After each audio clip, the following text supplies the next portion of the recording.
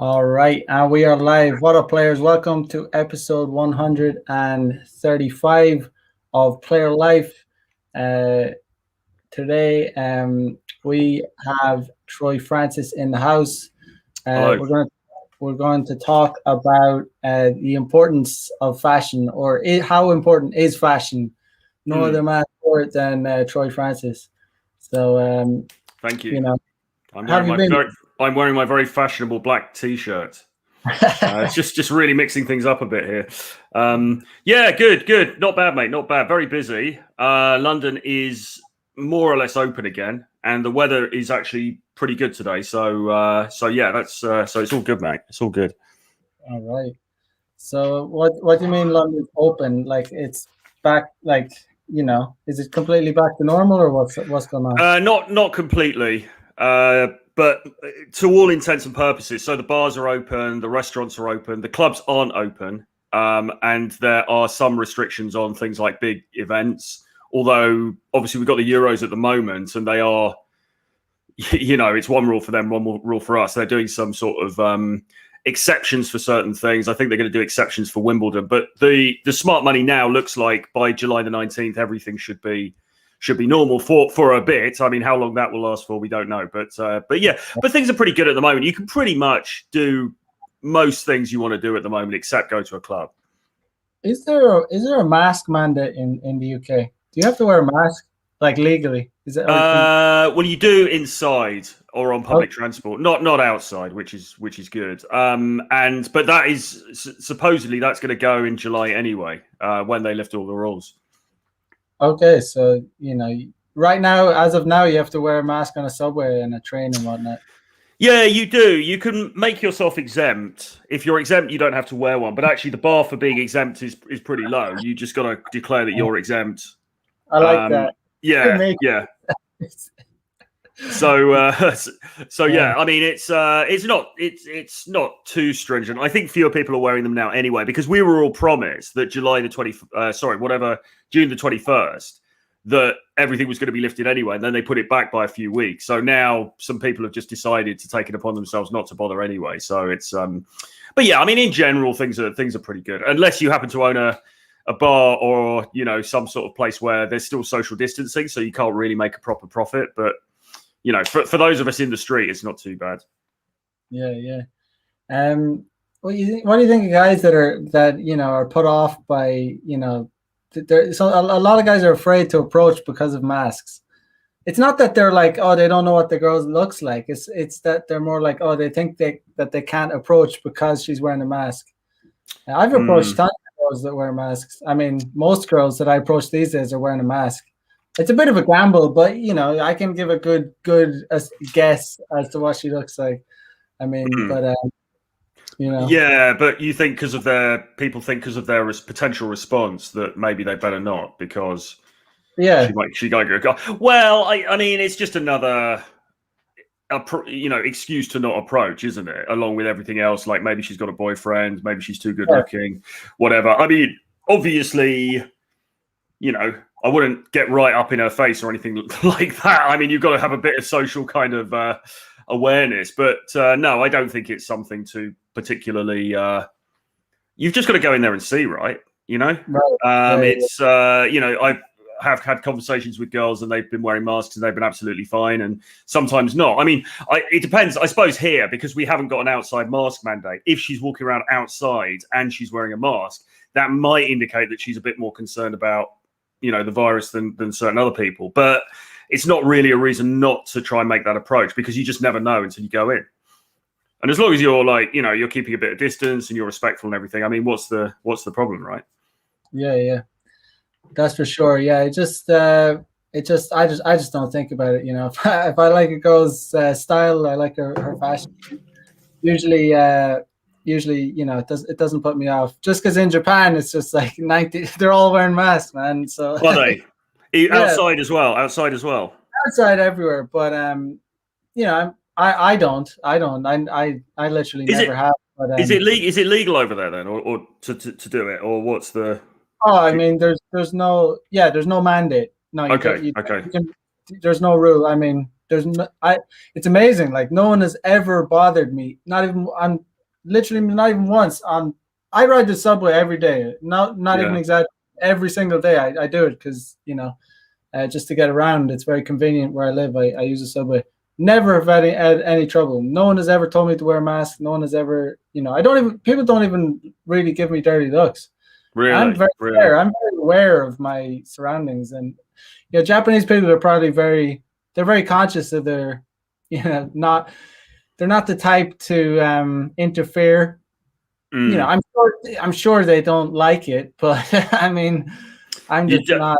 Yeah, it's sort of luck of the draw here, really, because you definitely get a few Karens who may speak up, but then it just depends, really. It sort of depends. You might get somebody who's very sensitive about it and they make a big deal, but I have to say, I mean, normally I just put a bandana on, but on the occasions when I haven't, nobody's ever said anything. So it's so hard to tell anyway. Like, how do you know if someone's exempt or not exempt? A friend of mine said you can get them on the sort of the wokeness, because he walked into a cafe and somebody said, "Oh, shouldn't you be wearing a mask?" And he said, "Oh no, breathing difficulties." And then the guy was like, "Oh, sorry." So you can sort of get them on the you're not seeing my disability, or whatever. You can kind of almost get them on that side of things.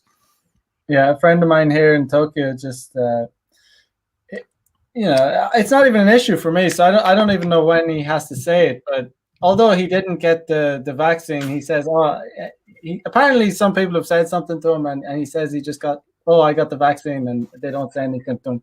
But for me, I'm out and about every single day, never been an issue. No one has said, please wear a mask. It's not an issue. Well, that's good. And I heard Japan has pushed back on the health guidance for the Olympics, right, as well, because the health people said, you shouldn't have the stadiums full, and they've just said, no, sorry, we're going to let people in.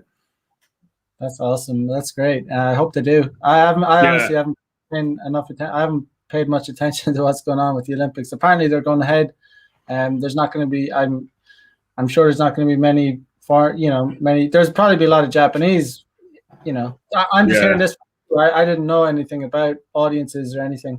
I knew they were going ahead, but I wasn't aware of what the situation was. It's just a thing I heard on the news on a little clip that apparently that's the case. They're going to let people in, even though the health people said, because you've got this battle, haven't you, in all these countries? You've got this battle between the sort of the health advisors who are basically saying just lock down forever.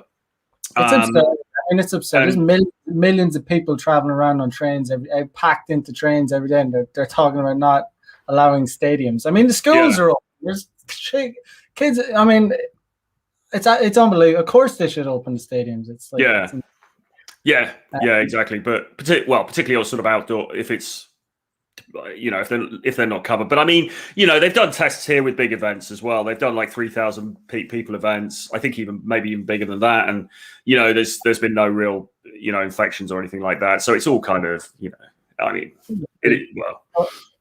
they've opened up in Florida and Texas, and they've held big UFC events and all that kind of stuff. So I don't see why they couldn't do it with the Olympics here in Japan. But yeah, man. Other than that, everything's good. Everything's good here, man. Everything's good stuff. Good stuff. Have they opened the country in terms of foreigners coming in yet? I don't think they probably have they? I don't think so, man. I'm not even aware. I haven't really even looked into traveling yet, because I haven't. I'm just not a fan of the red tape, man. I don't like. John has been back and forth to America, and it seems there's red tape. I hate red tape, man. Traveling is kind of I like traveling. I love traveling, but even before this beer bug shit, there was red tape. You have to make sure you have your passport and not have any sharp objects in your bag, all this kind of shit. Kind of annoying little thing. Now there's all this extra extra expense too, having to get a test and all that shit. Did I get it right in the right time? Where do you get? Then you have to research where do you get the test, and where do you get the certificate, and nasty, man.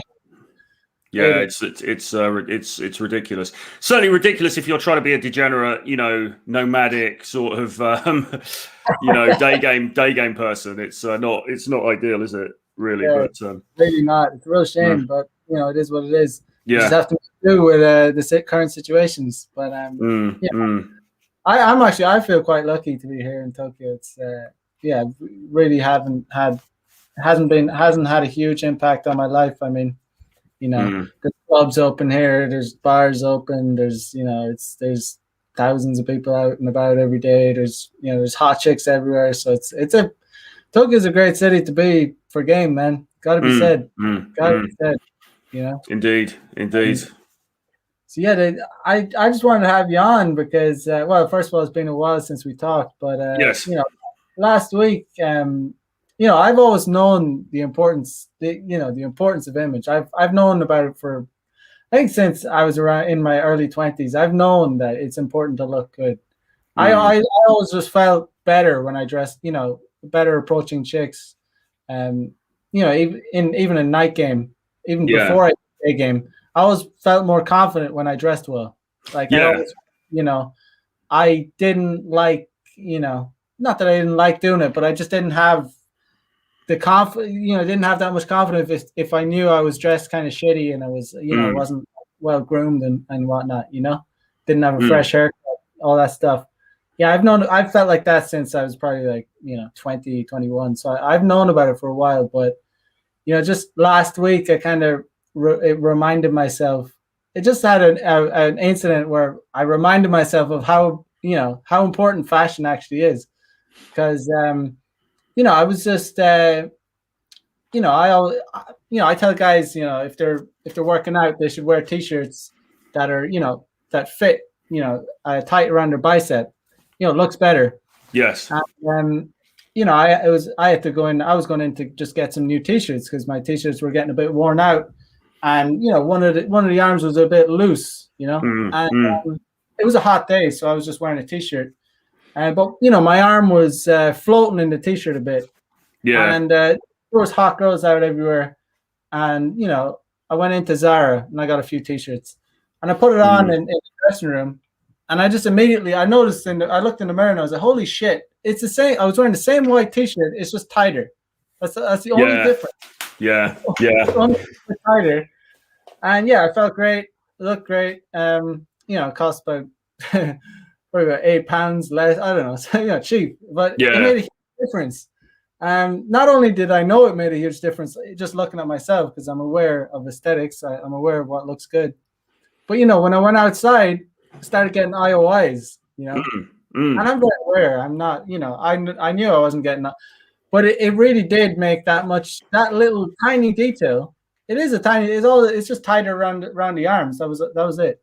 And I started getting IOIs, and I honestly don't get that many IOIs, but that day, I don't know, fresh t-shirt, it looked good, got a lot of IOIs, and I did a bit of day game, did a bit of cold approach, and I was very successful that day. I did it for, I was on a mission to get some new t-shirts, do a bit of shopping, and I must have gotten about four contacts in the space of like about half an hour. Nice. 4 tricks, like hotties, like real hotties.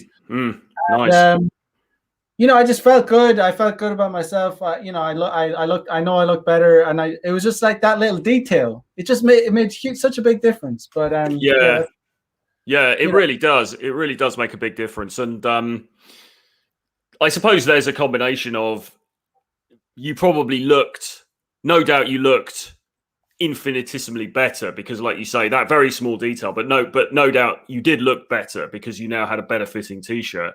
But secondly, as well, I suppose there's how you felt also, which probably reflected in your mood and the way you were coming across. So I guess it's a sort of a combination between the two, isn't it? Probably weighted towards the fact that you looked better. And so you were getting these IOIs, and then that further boosted your mood. But we can't discount mood as how important state is as well. And if you feel good, then you're going to come across better and you're going to get better results. So the whole thing sort of feeds in on itself. But certainly, just in the general point of how do you look, what do you dress in, it's always seemed to me to be a no-brainer that you might as well make an effort in that area, right? Right. Yeah. But it's definitely, it's also something that it's like, these days, like, it's not like an expensive, endeavor to, look good. I mean, No. it's affordable to, dress well and have good fashion. And as long as you're, even if you're pretty broke, you can look good, because I mean, well, it's like you were saying, actually. So this t-shirt I'm wearing now is actually a Zara t-shirt, and I think that those basic t-shirts they do, I've got black, I've got white, I've got the dark blue one. Great, they're awesome, and they cost like about £10 or something, like you said. Now, obviously, there are plenty more expensive t-shirts than that. But I mean, I was dating a girl who worked for Saint Laurent, as it's now called, Yves Saint Laurent, but Saint Laurent, and their t-shirts cost about £300, something like that. And she's worked for them for a long time, and she basically said, "Look, I mean, really, it's not that necessarily obviously they are put together differently and everything, but really, is it that much different? Not really, no. So, it's worth, I think certainly t-shirts, definitely, you don't need to spend a lot. I remember once seeing somebody wrote, it's never worth spending more than $20 on a t-shirt. And I think that still pretty much holds good, really. I fully agree with that. Because I mean, t-shirts, the type of thing that they get damaged the easiest. They get drink splashed on them, food splashed on them. Yeah. Well, the good thing with, say, the Zara ones is that you could just buy a bunch of them, and then if one of them gets busted or whatever, you can just chuck it away. So it's not really it's just not a big deal.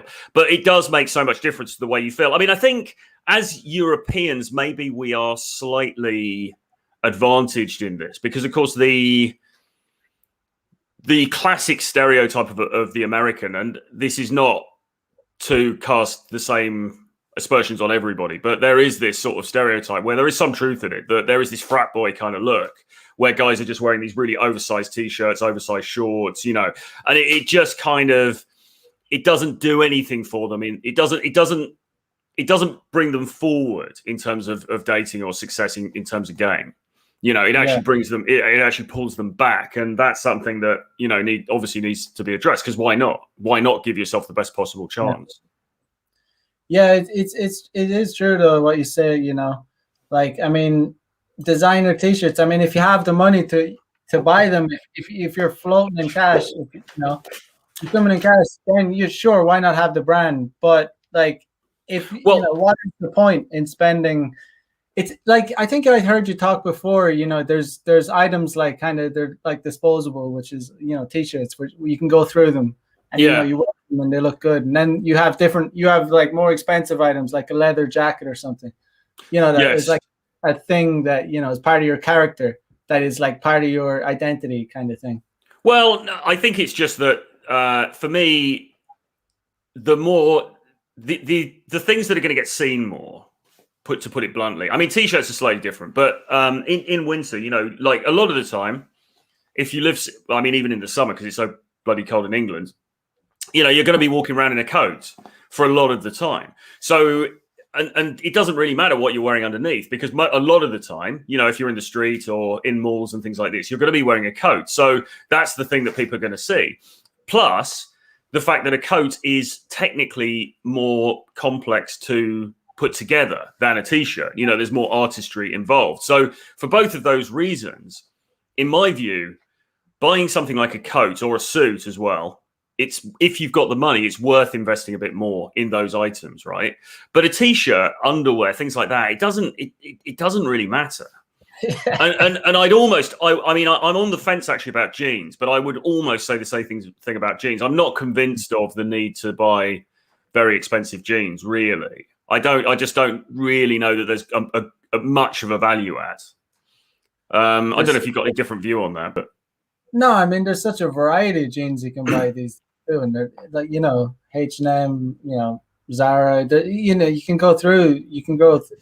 I don't buy that many pairs of jeans, but they're not that expensive. I mean, you can get a very good, nice pair of jeans for $50.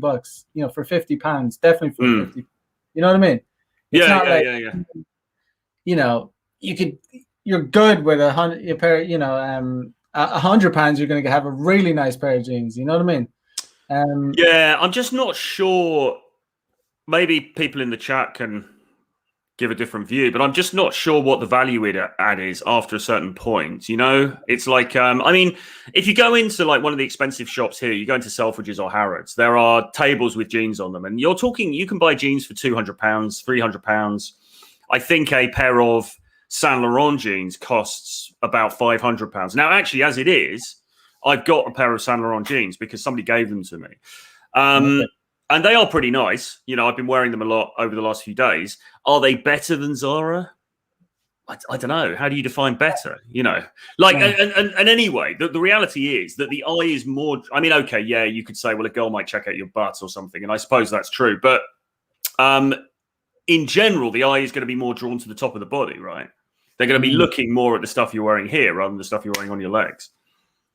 And it also depends on what looks good, because, like you say, you could go into Gucci, you could go into any of these designer stores, high street stores, and it's if you buy something that doesn't fit, if I buy a Gucci t-shirt, that I'm swimming in it, it costs like £500.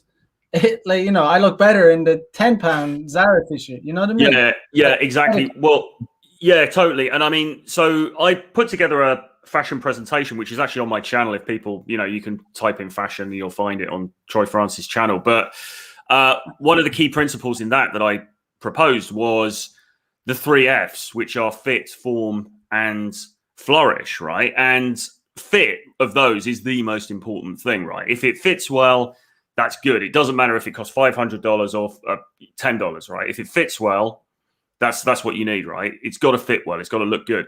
Form is about the material. Is it so? And again, this is more for these sort of slightly higher end or more complicated items, more expensive items, things like coats, suits, maybe shoes, stuff like that.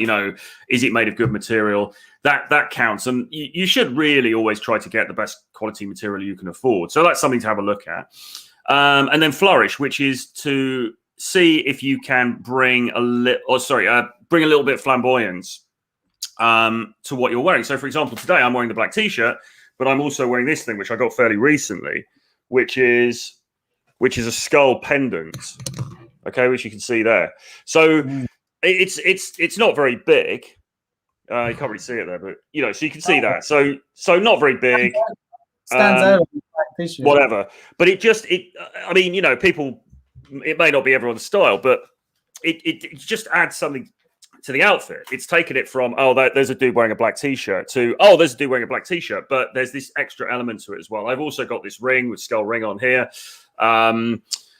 Just little things. I mean, that I wouldn't go full, I wouldn't be wearing like, hundreds of gold chains or anything like that. But just these little things, it just takes, it adds this extra dimension to the outfit. And remember the old peacocking thing? Where he's wearing a feather boa to the club and a big hat and stuff like that. I mean, nobody's advising that anymore. But one of the reasons for doing that was because it drew attention to you. And in some cases, it even gave women an opportunity to go and speak to you, go and say, that looks interesting. Where did you get that from? And actually, that does sometimes happen. You could be wearing a bracelet and she might come over and say, where did you get that? And you're like, well, I was on holiday in Mexico and I picked this up and blah, blah, blah. And then you're in a conversation, right? So at the very least, you want to try and get noticed. You want to do things to make yourself noticeable. And at the top end of that, you may even get things that will allow people to start conversations with you. Yeah. One thing I've noticed is, when you said, peacocking, when I wear shades out at night, out to a bar or club, I've noticed, my night game is, I meet a lot more receptive girls. Really? Yeah, it's interesting. That is interesting because I mean, sunglasses at night is actually a kind of a form of peacocking, isn't it? And it's quite a sort of it's quite a strong form of peacocking in a way because basically we tend to think, God, that guy's a cocky motherfucker, or that guy's got some bull. Do you know what I mean? Like it's almost like a bit of a meme. So light tinted ones, Yeah. So, but if you do it and you pull it off, then people just think there's something about you. It's a weird psychological trick, really. Yeah, it's definitely a noticeable increase in receptivity. I've definitely met some serious hotties when I was Seriously, wearing. Yeah, yeah, yeah. do you tend to wear that pair there, or No, no, just this pair, and they're nice, flamboyant. nice? They're Yeah, yeah, yeah, yeah. Nice, nice. kind of John Lennon kind of shit. Mm, mm.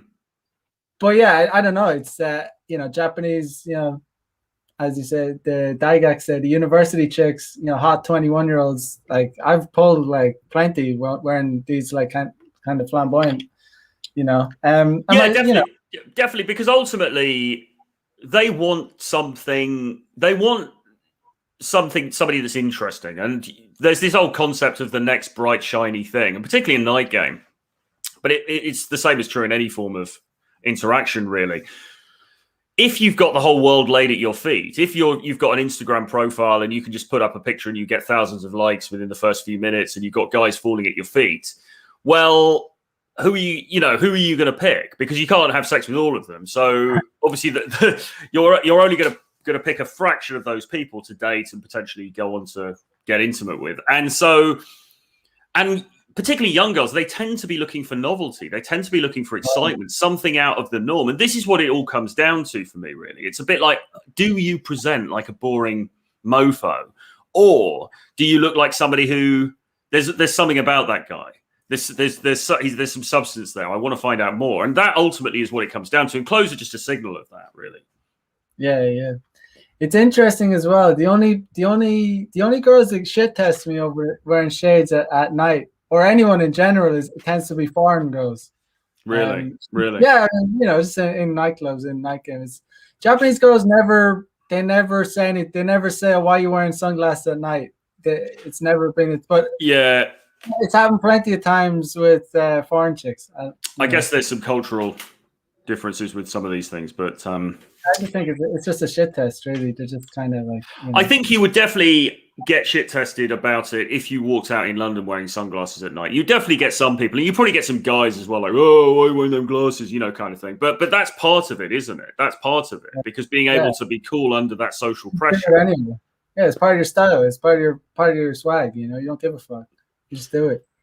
yeah, exactly. That's part of the reason for the old peacocking thing in the first place. Because if you walk out the house dressed in a way that other people maybe aren't dressing, then you've got to have a certain amount of social acumen to be able to carry that off. And that in itself, you're right about that, because I remember like back in the day, that would have been I would have thought twice about doing that. But since I'm older now, I give way less of a fuck. Yeah. I'm in Tokyo. I don't give a fuck. I'll do whatever the fuck I want. But back when I was less confident, back when I was younger, I would have cared. I would have been like, oh, this is a bit taking a risk here. I don't know, like, I might look stupid wearing this, or you know what I mean? But now I kind of just like roll with it and don't give a fuck. Like, and that comes across, maybe, I don't know, like genuine. I mean, back in the day, I remember that thing, I'll wear this and I'll be like, I don't know, I might look like an idiot, and I think it also depends. We got to be real though, as well. Like it really depends on where you're at though, as well. Like, if you're in a small town in England or in Ireland or wherever, there's a time and a place for everything, kind of thing. I don't know. That is very true. That is very true. It's sort of like or small town America or something like that. I'm not saying like sort of put on a gold, sparkly jacket and walk down the high street, because it's not necessarily going to go down very, very well. So that is absolutely true as well. And you've got to tailor it to your local, your local sort of. Me rolling around Tokyo with shades and like, doing my own thing is very. It's not like wow, like oh crazy, like but. If I did this in my hometown, it wouldn't match where I'm at. You get me? Like it wouldn't like. Yeah. It would be like, what the fuck is this guy doing? And I don't like that too. I'd be like, yeah, what the fuck am I doing? Kind of thing. But Tokyo, Yeah, these bigger cities, obviously, you can nobody looks at you in London really walking down the street if you're wearing anything unusual, because nobody just gives a damn. Obviously, if you're in a small town 100 miles away, then it will be a very different matter. But then that comes in on the bigger question, really, the more existential question of, well, where do you want to be in your life anyway? Because I think probably, I would imagine one of the reasons that people like me and you, I mean, you even more than me, because you've actually moved to a different country, like half, with a different language, and which is an awesome thing to do. But I guess one of the reasons that we are attracted to these bigger cities, because I've always been attracted to bigger cities. I mean, I love it here. I also love New York. I love Berlin. I mean, just these different places. And the part of the reason for that is because, well, you can get away with more, right? You can be yourself. You can show off a bit more, and people don't give a damn. And that gives you more latitude in your game. Definitely, yeah. Did you grow up in a small town there? Well, actually, I did. Actually, Right. I did, because although my family's from London originally, we moved down to Devon. So I was brought up in Devon in the UK, which is out in the countryside, and then we moved nearer to London, but it was more suburban. So although I was coming into London as a teenager, I was actually living in a fairly quiet suburban sort of place. So yeah, I did have that sort of suburban background, but like many people, my aim was always I wanted to get out. Right.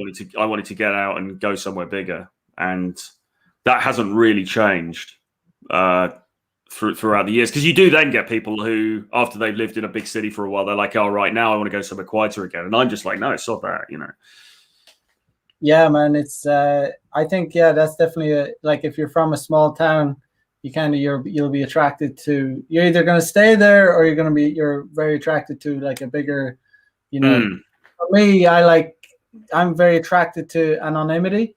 Like Yes. I love, just being free, being in a space where I'm not known, where like, I don't know my neighbors and this, that, and the other. I don't like, just because where I'm from, it's like, it's a small community. It's like it's like claustrophobic. It's like everyone Yeah. knows, like even people you don't like and people you don't want to be around, and you see them, and you might never talk to them, but you know who they are, and they might be it's just a small city vibe, a small town vibe. But it's very free. There's a lot of freedom that comes with going to a big city, right?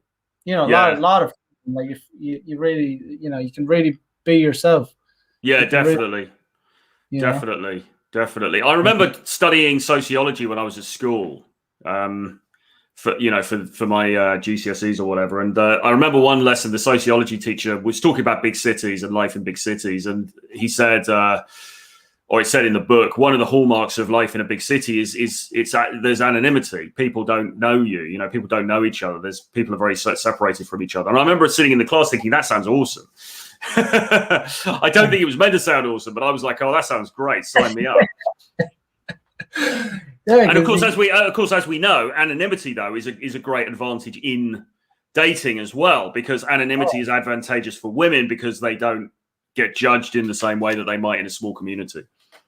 Yeah, as Know Your Worth says, logistics, and then logistics are huge. I mean, like if the reality is, if you're from a small town, like I could not even come close to living the lifestyle I live right here in Tokyo, back in my hometown. It wouldn't be logistically, it wouldn't be possible. It actually would not be possible. It's just there's not numbers of women there, and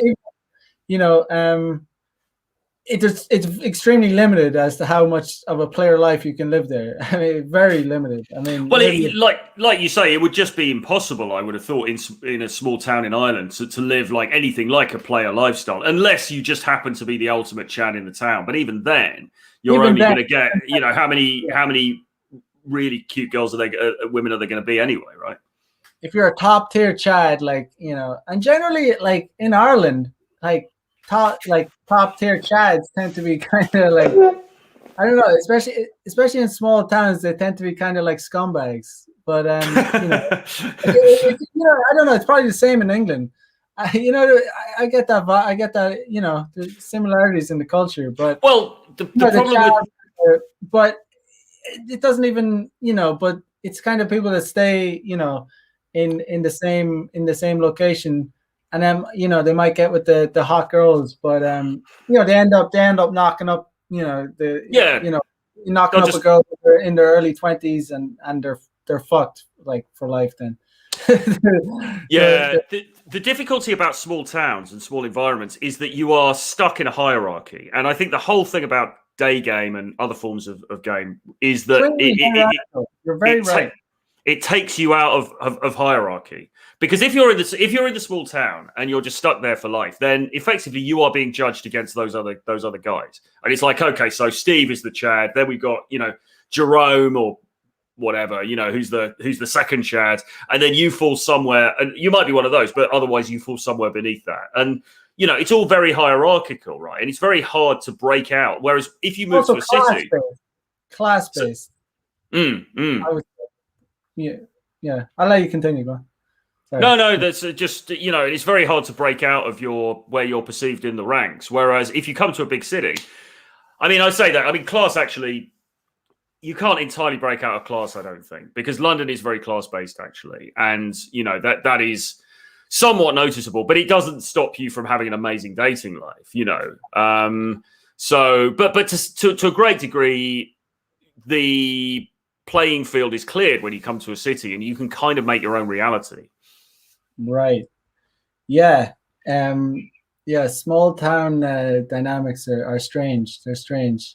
Yeah. I know where I was from, it was kind of, I guess there was, it was based probably a lot about, there was a hierarchy, and it was about, it wasn't necessarily how good looking or what, the guy looked like.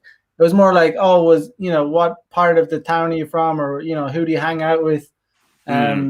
There was no room. There was almost no room for a game. I don't know. It was like, because it was like, she's from that part of town. She's like, you're not in with that crowd, or her brother will kick the head of you if you get with her, or you know what I mean? Like that kind of shit, that kind of small town shit, like that you don't have to even consider in a big city. That you can just max out yourself. Like you can just become the best version of yourself and just clean up. Like all you got to do is focus on yourself and your game, and you can just like kill it, like in any big city. But in small towns, you have to consider all the other elements, right? And it's just more difficult. Can you hear me? I can hear you, but I don't know. Put a 1 in the chat if you can hear me. I think we're back. Okay. Where can you hear me now? I don't know. Yes. All right. So where was I? Just talking about small town and the difficulties with that, really. Right. Yeah, sure. We'll move on from the small town talk. Anyway, yeah, basically, don't wear fancy shades at night and like a gold jacket or something if you live in a small town. That's the kind of the TLDR version. Yeah, for sure. Yeah, but one of the great things about the thing about fashion is the thing about clothes. You can fix that immediately almost. You go, if you have a bit of cash, you go in and you get some clothes that suit you. For fitness that can take months or like it depends on your shape, but it can take a long time. Yeah, clothes definitely. It's definitely something you can obviously alter pretty within an afternoon if you want to. It is worth saying though, of course, that being in shape is the ultimate style accessory, really, because if and I'm saying this as much for myself as anybody else, but if you like you're in amazing shape, then the clothes that you wear are just going to look that much better. And for a guy, like you say, it's a $5 t-shirt, you can look amazing in that $5 t-shirt. Right.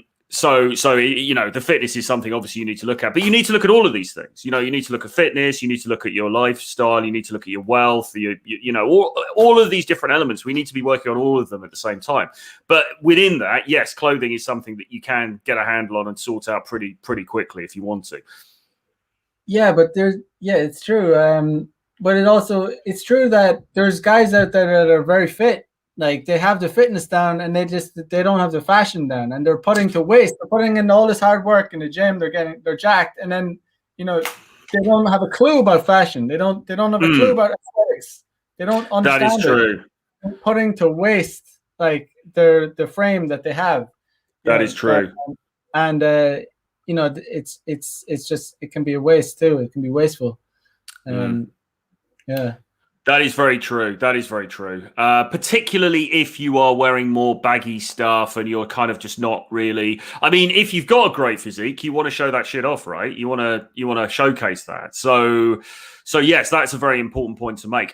Having said that, of course, in some contexts, more baggy clothes are fashionable. So in sort of some hip hop type clothing, you know, that sometimes a slightly more baggy look is more fashionable. And I'm being told at the moment, and actually looking in shop windows here in London, that actually there is a trend for more loose clothing on guys, with trousers and jackets, you know, like suit blazer jackets and things like this. Now, I'm not fully on board with that. There's one shop here and they've got these blazer jackets and they're like really baggy, and these suit trousers, and it just, I personally, I'm not on board with that. If it becomes really mainstream, really fashionable, then maybe my view will shift on that. But I think I would counsel against going for too skinny jeans as well, because here we have guys who go for these really, really skinny jeans so that you can see all their calf muscles and everything, and that can look a bit silly as well. I think the days of that are a little bit past now, you know. So it's just wearing stuff that not ridiculously skinny, so that they can see every vein, but well fitted, I think, is the key for me. I'm on board with you there. I really don't. I wear skinny jeans, but not skin tight skinny jeans. So well fitted. It actually it really annoys me when I see guys wearing skin tight jeans. I just don't like it. But it just, I don't want to. I just think it's a feminine thing. It's become a bit of a. I know why. I know why I hate it, because I'm a leg man. I fucking, like, if I see a woman in a mini skirt, and like I'm seriously attracted to a woman's ass and legs. Blows. Like, if I see her wearing high heels and a short skirt, man, sometimes I have to go. I don't even look at the face. I'm just gonna approach. But I think it must be something to that, because I don't want to see a man's legs. I like I know what you mean. I know. Yeah, I know. I know what you mean. I know what you mean. It's a bit of a cliche over here now, because you get a lot of Essex guys who are wearing this kind of thing, like these super skin tight jeans. And you know, and particularly if they're big guys as well, it could look a bit ridiculous. Do you know what I mean? If they're like top heavy on these like spindly little legs. So I for me personally, I would definitely avoid that. But I do like more fitted stuff. And you know, if a trend for baggier clothing does come in, I don't know really. You know, like I say, I'll probably just stick to my guns and stick with the more fitted stuff, because I just think, look, you want to look after your physique to the point where you're, you know, I'm certainly nobody to be giving physique advice, but you know, I'm in okay shape, right? And cheers. And you know, you want to sort of make that apparent. You know, you don't want to hide that with baggy shit. Do you know what I mean? You want to, you know, and I can't really see my view on that changing anytime soon. Yeah, so yeah, that's true. So you've talked before as well about, you know, an archetype. You know, a guy should have an image, or, you know, about what he wants to look like. You want to elaborate on that a little more? Yeah, definitely. Well, when you think about it, there are certain types of guy that women find attractive, and they're very, very famous stereotypes. Like, you think about the Wall Street guy in the suit, the super slick Wall Street guy in the suit, you know, Leonardo DiCaprio in Wolf of Wall Street, whatever. So that's one look. But equally, then you've got the grungy rock star look as well. So the guy with longer hair and maybe a tight t-shirt and ripped jeans and boots. That is another stereotype that you could buy into. Beyond that, and this is not one of mine, but there's also the kind of the rich guy preppy look, for example, where guys are wearing really nice polo shirts and, you know, chinos and all this kind of thing. So, and there will be others as well. You can identify them. I mean, another one is actually the more urban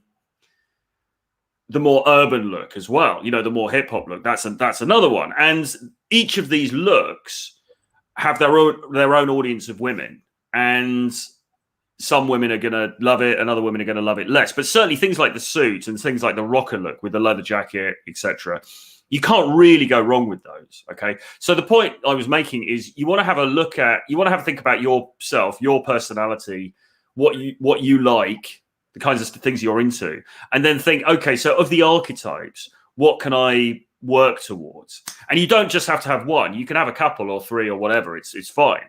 But you want to think in terms of archetypes. What look am I going for here?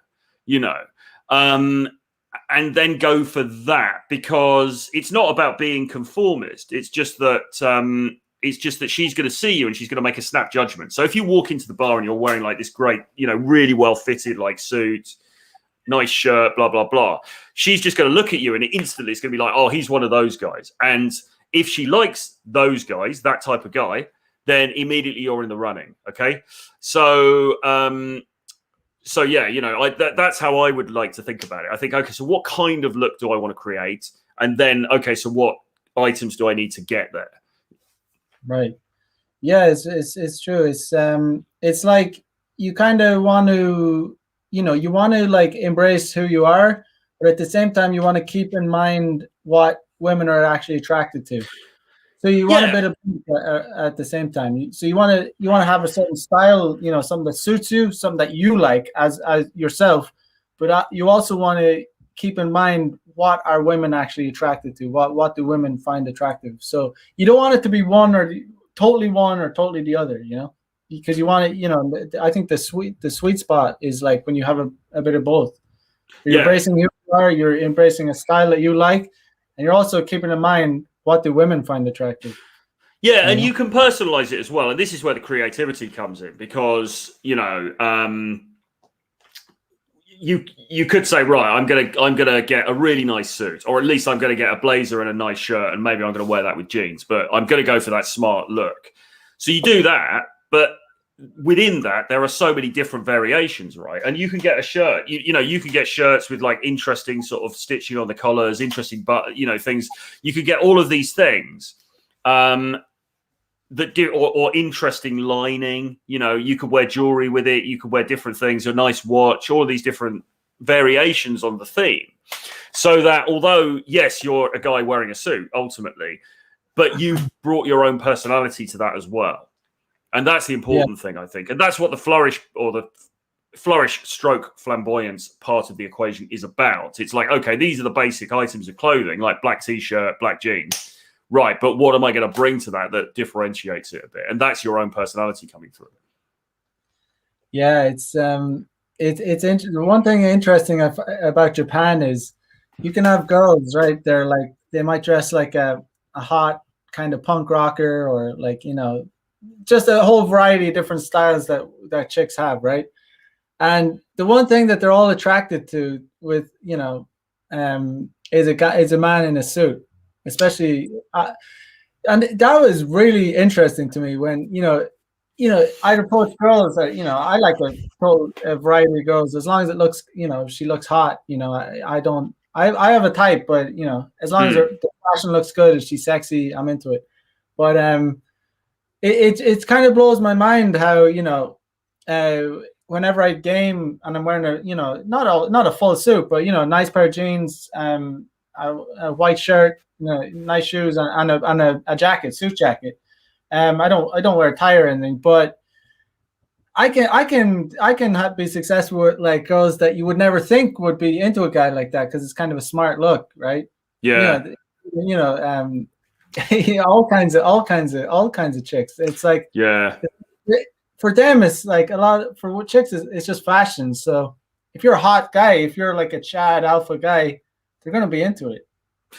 You know? Yeah, exactly. And I think the suit man archetype is very powerful, and like you say, it does transcend different genres. Yeah. I was on the tube, the subway in London one time years ago. It's a long time ago now, and I was wearing a suit because I'd just come out of work, and there was a very cute girl who was actually turned out to be a Russian girl, and I said something to her, and we got talking, and one thing led to another, and we ended up going back to her hotel on the same night, which was a great early success in daytime approach, if you like. It was, you know, really like 4 hours the whole thing lasted. But she was a really gothy girl, very attractive, brunette, long hair, slim, all the rest of it, but very, very gothy type girl. She was wearing sort of, those ripped tights they wear and kind of quite gothic looking makeup. I think some sort of corset, like a corset type top and all this kind of thing. So on first impression, if I'd have looked at this woman, I would have thought, well, I am probably not her type because I'm here. I look like a boring dude who's just come out of an office wearing this suit, and she's into this goth subculture. So I'm not going to have a chance.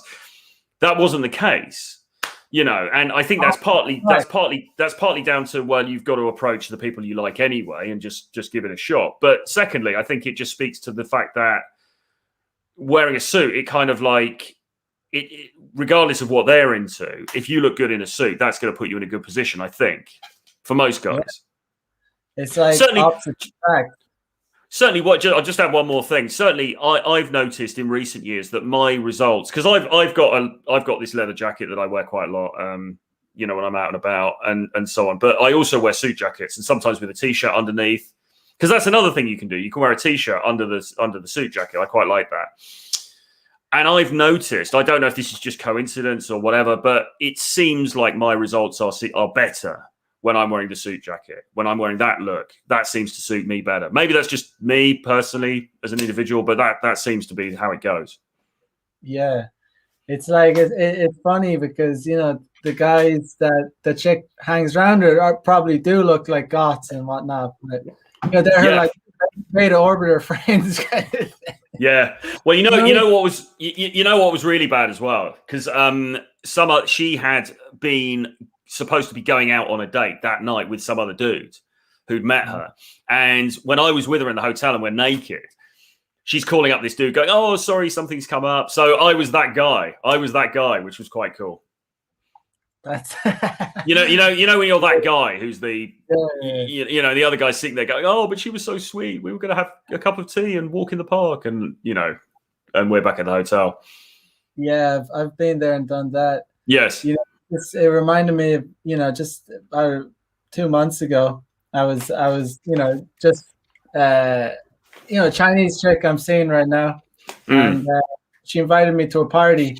I had no idea what kind of party it was going to be or anything, and so I just it was on a Sunday afternoon, but I went with that look, I had the suit jacket, I think like a t-shirt under it, jeans, but I turned up this party and I was like I was like really the odd one out. Like it was like a grungy. It reminded me of a college house party. It reminded me of art college because I went to art college. It was this kind of bar, but it was literally like a house party. It was this dingy, and there was all these like early 20s, kind of grungy, a lot of hot girls there too. But long story short, I ended up hooking up with two girls like the same time, and like they were these kind of artsy, like hipster, and I was like this like guy in a suit. And all the other guys were like this, these kind of mopey, like droopy kind of guys, but I was the one that got like two girls, and it was really like it was hilarious because these guys kind of matched the girls that were there. I didn't match any of them. I was like completely like, and that's probably why I could hook up two girls like, in the place, like, and I ended up walking out of the place with the two girls and had a good time with them that night. But exactly. Well, you can't beat the power of standing out. Standing out and being different because you bring exotic value in that environment, right? Right. Yeah. I probably was the only foreigner there, but also I'm like, dressed completely differently. No, I meant exotic. I mean, but just wearing those clothes, not for anything, but that you're different to the other dudes in that environment, and you stand out, and that is a great thing. That's a really great thing. I think it almost even goes back to if you read that book Sperm Wars. I forget who it's by, Robin somebody, but it talks about evolutionary biology, and one of the things that it says is that women are more likely to want to sleep with somebody from a different tribe because genetically it's good, right? Because genetically it mixes up the gene pool, and that's good because it, you know, adds strength to the gene pool. As much as some people might not like that idea, but that's the biological reality of it, right? And if you walk in wearing a suit and everyone else is like an emo, then you are it's almost like you're from a different tribe, right? And I think that is a really powerful thing. Right. Yeah, it's definitely interesting. It was a good time all the same. Yeah. I can imagine. Yeah, man. So, what's going on with you anyway these days? Are you looking to? You have a place over in Berlin, right? Yeah, absolutely. I was there a few weeks ago, actually, and I'm going to be going back there. I'm actually, all being well, on my way to Russia next month with James Tusk to go and teach some students out there and to hang out and make some content and so on and so forth. So that will be awesome. However, we're now seeing that certainly Moscow has had an uptick in infections, and they are putting some restrictions in. So we're going to have to watch that very carefully. But all being well, St. Petersburg is okay, apparently. And there's another place called Sochi, which is the sort of Ibiza of Russia, which looks like a lot of fun. So, so all being well, that will happen. And then I've got to go to Berlin in August to sort out a few things. And I've also got to go to Helsinki because, again, James Tusk is running an event, which I'm going to help him out with in Helsinki in August. So that should be fun. And beyond that, who knows? But let's see. Watch this space. I would love to go to Russia, man. How are you? Yeah.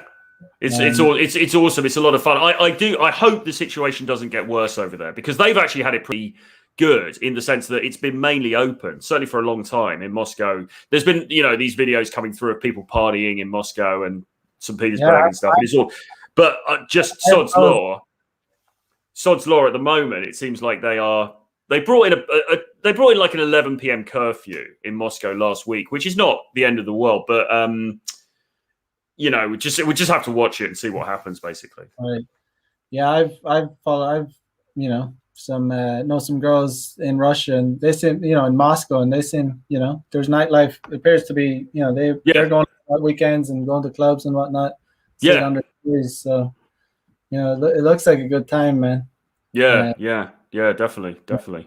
I'd like to, it's on, Tokyo before this whole bear bug thing. There was a lot of, there was much more variety, but now there's less. There's still variety in Tokyo, but it would be nice to have a bit more variety back. Yeah, that's true. Well, that's true here as well in London, because whereas before you'd have all these tourists coming in from everywhere, at the moment people have to quarantine for 10 days when they come in, which is obviously just completely killing the tourist industry, right? Because why would you? Most people aren't going to want to come to England and then have to quarantine for 10 days. I mean, you're going to have a pretty good reason why you want to come to do that, right? So, so it's certainly not what it was. And then some countries I think are banned anyway.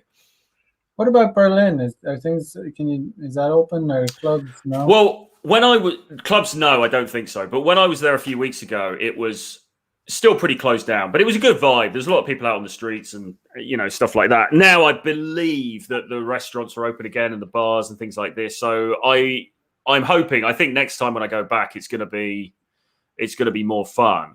I mean, the big thing for them is when they're going to get the clubs open, because the clubs are a really big part of the cultural landscape of the economy over there. And, they've been closed for over a year, which is a bit of a disaster, really. But fingers crossed, anyway, we'll see. Yeah, man. And then if things open up even further, hopefully you can get over to Tokyo. Yeah, man. No, definitely. I'm looking forward to it. I need to get over there for sure and see you guys. Oh, yeah, man. It's if you were here now, we could go out. It wouldn't be an issue. There's plenty of places to go. Good stuff. Yeah. Right. Anything else coming up? Where can the guys find you, man? Well, if you just head to my YouTube channel, just type in Troy Francis and you will find my channel. Subscribe there. I'm putting out new content most days of the week. And got another video popping up later. did a video yesterday about endurance, talking about the David Goggins book, Can't Hurt Me, which is really awesome, and how we can endure much more than we think we can, and how that pertains to dating and socializing and stuff as well. And if they want to read my stuff about dating game, the dating marketplace, then I've got a collection of 11 books that I put together. It's called Renegade Dating Blueprint. And when you go over to my channel, you'll see links to it there. So jump on board with that as well. Awesome stuff, man. I'm a fan of your tweets, by the way. Very profound. Oh, cheers, man. Thank you. Yeah. I haven't. So I pulled back from Twitter a little bit over the last few weeks because there's been a lot going on this side with various different things. But I'm back on it now. I'm sort of trying to put out a lot more material on Twitter again. So yeah. Good stuff. Good stuff. Yeah. It was good talking to you, man. So we must do and you more often. Yeah, definitely. You need to come back on my channel as well, and we'll have a chat over there. I love to, man. Absolutely. So yeah, we'll cut it there. So thanks, guys, for joining the chat, and I'll be back on Thursday at 9 p.m. Central Time. So peace out, guys. Have a good one. Bye-bye. See you later.